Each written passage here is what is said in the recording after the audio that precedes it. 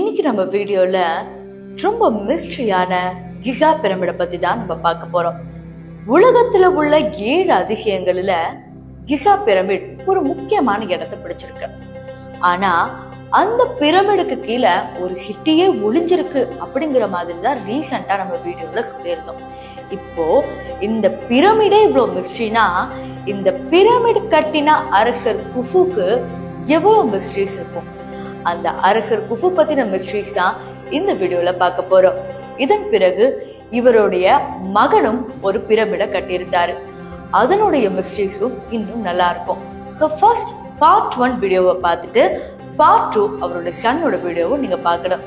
So வாங்க part 1 வீடியோக்குள்ள போகலாம். நான் உங்கள் சிவரஞ்சனி ரெட் டேப் ஹிஸ்டரியில இருந்து.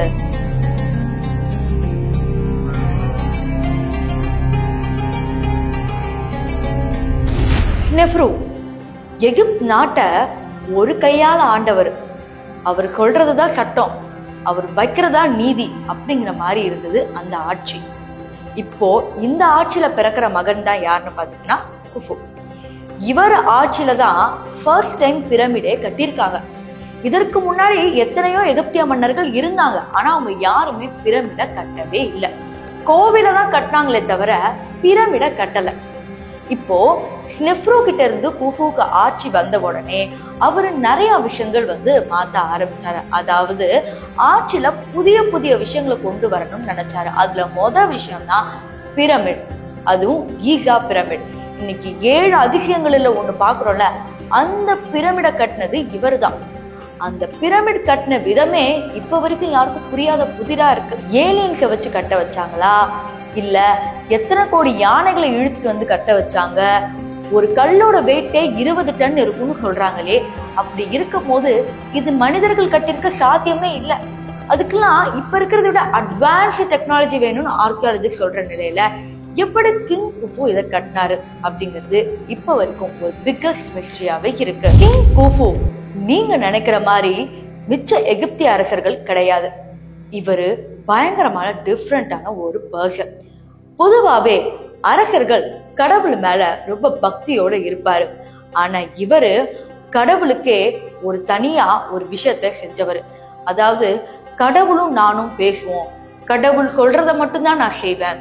கடவுளுக்கு ஒரு பிரீஸ்ட் மாதிரி, அதாவது எப்படி சாமியார்கள் மாதிரி இருப்பாங்களோ அந்த மாதிரி இவர் என்னதான் அரசரா இருந்தாலும் அட் த சேம் டைம் இவர் சாமியார் மாதிரி வாழ்ந்துட்டு வந்தாரு. இப்படின்னா இருக்கிறப்ப கடவுள் சொல்லிதான் நான் இந்த பிரமிடை கட்டுனேன் அப்படிங்கிற மாதிரி ஒரு சில வாய் தகவல்களும் இருக்கு. இப்போதான் ஒரு ட்விஸ்டே வருது. கடவுள் சொல்லி கட்டின அந்த பிரமிட்ல இன்னும் திறக்கப்படாத சேம்பர்ஸ் எத்தனையோ. சேம்பர்ஸ் சொல்லும் போது உங்களுக்கு மம்மி ஞாபகம் வரும். ஆனா இவருடைய மம்மி கிடைச்சதா கேட்டீங்கன்னா அதுதான் கிடைக்கல.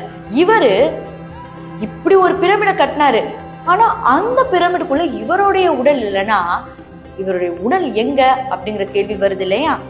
ஆனா நிஜமாவே எங்கேயோ ஆர்கியாலஜிஸ்ட் தேடிட்டாங்க, ஆனா எங்கேயுமே குஃபுவோட உடல் கிடைக்கவே இல்லை. ஒரு சில பேர் என்ன சொன்னாங்கன்னா, அரசர்கள் மாற மாற மாற உடலை மேபி திருடிட்டு போயிட்டு அதுல இருக்கிற அந்த நகைகள் பணத்தெல்லாம் எடுத்துருக்கலாம், அல்லது வேற எங்கேயாவது மறைச்சு புதைக்கப்பட்டிருக்கலாம் அப்படிங்கிற மாதிரி சொல்லியிருக்காங்க. ஆனா நிஜமாவே குஃபுவோட மம்மி எங்கதான் இருக்கு அப்படின்னு கேட்டீங்கன்னா இப்ப வரைக்கும் இந்த நொடி வரைக்கும் யாருக்குமே ஆன்சர் தெரியாது. இவ்வளவு தூரம் சிறப்பா ஆட்சி பண்ண குஃபு அவருடைய 64வது வயதுல இறந்து போயிட்டார். ஆனா அவர் இறந்து போறதுக்கு முன்னாடி எந்த ஒரு எகிப்திய அரசர்கள் பண்ணாத ஒரு அதிசயத்தை தான் அந்த பிரமிட்ல பண்ணிட்டு போயிருக்காரு. அந்த பிரமிட்குள்ள அவ்வளோ இன்ஸ்கிரிப்ஷன்ஸ், அவ்வளோ கல்வெட்டுகள், ஏன் இவருடைய சிலைகள் கூட கிடைச்சது நமக்கு. ஆனா இவருடைய மம்மி எங்கன்னு ஒரு விஷயம் கூட கண்டுபிடிக்கவே முடியல. இவர் எப்படிலாம் ஆட்சி பண்ணாரு, மக்களை எப்படிலாம் பாத்துக்கிட்டாரு, இந்த மக்களை இவரை எப்படியெல்லாம் நினைக்கிறாங்க, இவர் எவ்வளவு பெரிய சாமியாரு, இவர் சொல்றதெல்லாம் பழிக்கும் அப்படிங்கிற லெவலுக்கு எகிப்தியர்கள் சொல்றாங்க. ஆனா எகிப்தியர்கள் கிட்ட இவங்களுடைய மம்மி எங்கன்னு கேட்டா மட்டும் தெரியாது. ஆனா இதுல ஒரு ட்விஸ்ட் என்னன்னா, ரீசெண்டா கிசா பிரமிடுக்கு கீழே தான் பெரிய சிட்டி இருக்கிறதா கண்டுபிடிக்கப்பட்டுச்சு. இவர் வேற சாமி கூட பேசுவாருன்னு நான் சொல்லியிருந்தேன் இல்லையா. இப்ப எகிப்திய மக்கள் என்ன நினைக்கிறாங்கன்னா, இவர் அப்பவே அந்த காலத்திலேயே சாமியோட பேசி சாமியோட மகனா இருந்தவர். சோ கண்டிப்பா சாமியே தான் இந்த பிரமிடை கட்டியிருக்கணும் அப்படிங்கிற மாதிரி சொல்றாங்க. அதுக்கு ஏத்த மாதிரிதான் இப்பயும் நடந்திருக்கு. ஏன்னா நம்ம இதுக்கு முன்னாடி பிரமிடோட மிஸ்ட்ரீஸை போடும் போது உங்களுக்கு கரெக்டா சொல்லிருப்பேன், லைட்டோட ஸ்பீட்ல பிரமிட கட்டியிருக்காங்க அப்படிங்கிற மாதிரி. அதே மாதிரி கரெக்டா 3 ஸ்டார்ஸ் வரும் பாத்தீங்களா, அதே மாதிரி 3 பிரமிட்ஸ் பக்கத்துலயே இருக்கு. அந்த ஒவ்வொரு பிரமிடும் வேற வேற காலத்துல வேற வேற அரசர்களால கட்டப்பட்டுச்சு. ஆனா அந்த முதல் ஸ்டார் கீழே வந்த பிரமிட கரெக்டா இவர் கணிச்சு கட்டியிருக்காரு. அப்பவே அந்த அளவுக்கு அவரு படிச்சு தெரிஞ்சு வச்சிருக்காரு. இதையும் தாண்டி கடவுளோட சக்தியும் இவருக்கு இருந்திருக்கு அப்படிங்கிற மாதிரிதான் பல இன்ஸ்கிரிப்ஷன் சொல்லுது. இந்த கிசா பிரமிட கட்டும் போது கிட்டத்தட்ட 20 வருஷத்துக்கு மேலேயும் எடுத்திருக்காரு கிங் குஃபு. 2.3 மில்லியன் கற்களை கொண்டு கட்டியிருக்காங்க. இது எல்லாமே லைம் ஸ்டோன்ஸ். இதையும் தாண்டி கிட்டத்தட்ட 20 வருஷம்னா எத்தனை பேர் அங்க வேலை செஞ்சிருக்கணும், எத்தனை யானைகளை இழுத்து கொண்டு வந்திருக்கணும். ஆனா ஆட்சி செஞ்சதோ 64 வருஷம், பிரமிட கட்டினதோ 20 வருஷம். அப்ப பாதி ஆட்சி பிரமிடு கட்டுறதுலே போச்சா அப்படின்னு கேட்டீங்கன்னா அதுதான் உண்மை. அந்த பிரமிடுக்குள்ள அவர் என்னமோ மிஸ்ட்ரி வைக்கணும்னு நினைச்சிருக்காரு.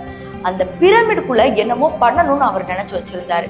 ஏன்னா எகிப்திலே பிரமிடு அப்படின்னா சும்மாவா, அவர் என்னமோ பண்ணணும்னு நினைச்சிருக்காங்க. ஆனா கரெக்டா எந்த ஒரு இன்ஸ்கிரிப்ஷனுமே இல்லை. அதனால இப்ப வரைக்கும் பிரமிடுக்குள்ள என்ன இருக்குன்றதே நம்மளால கண்டுபிடிக்க முடியல.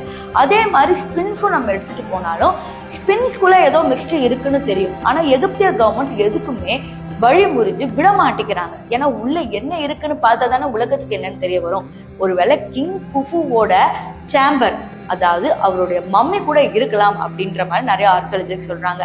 ஆனா எகிப்திய கவர்மெண்ட் இப்ப வரைக்கும் அலோவ் பண்ணல அப்படிங்கிறது உண்மை. கிட்டத்தட்ட 64 வருடங்கள் ஆண்ட குஃபு தன்னுடைய ஆட்சியை முடிவுக்கு கொண்டு வராரு.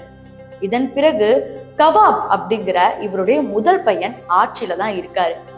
இவரும் ஆட்சியை சிறப்பா தாங்க நடத்திட்டு வந்தாரு. ஆனா ஒரு கட்டத்துல அவர் கொலை செய்யப்பட்டார். யாரால தெரியுமா?